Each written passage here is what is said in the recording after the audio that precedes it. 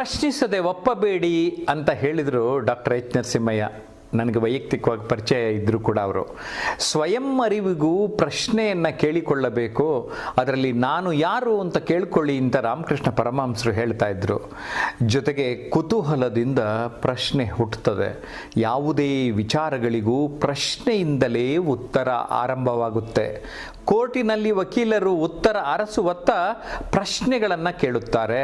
ಪ್ರಶ್ನೆಗಳ ಮೂಲಕವೇ ಸಂದರ್ಶಕರು ಕೂಡ ಉತ್ತರವನ್ನು ಪಡೀತಾರೆ. ಸ್ನೇಹಿತರೆ, ಪ್ರಶ್ನೆ ಕೇಳದಿದ್ದರೆ ಉತ್ತರವಿಲ್ಲ. ಮಗು ಅತ್ತರೆ ಮಾತ್ರ ತಾಯಿ ಹಾಲುಣಿಸೋದು. ನಾವು ಪ್ರಶ್ನೆ ಕೇಳಿದ್ರೆ ನಾವು ನಮ್ಮ ಬದುಕಿನಲ್ಲಿ ಉತ್ತರಗಳನ್ನು ಕಂಡುಕೊಳ್ತೇವೆ. ಮನುಷ್ಯನ ವ್ಯಕ್ತಿತ್ವ ನಿರ್ಧಾರ ಆಗುವುದು ಆತನೊಳಗಿನ ಪ್ರಶ್ನೆಗಳಿಂದಲೇ ಹೊರತು ಆತ ನೀಡುವ ಉತ್ತರಗಳಿಂದಲ್ಲ. ವಾಲ್ಟೇರ್ ಫ್ರಾನ್ಸ್ ಲೇಖಕ ಹೇಳ್ತಾರೆ, ವ್ಯಕ್ತಿತ್ವ ಪರಿವರ್ತನೆಯಲ್ಲಿ ನನ್ನ ಎರಡನೆಯ ಅಂಶ ಪ್ರಶ್ನೆಗಳಿಂದ ಉತ್ತರಗಳೆಡೆಗೆ. Questions to answers. Thank you.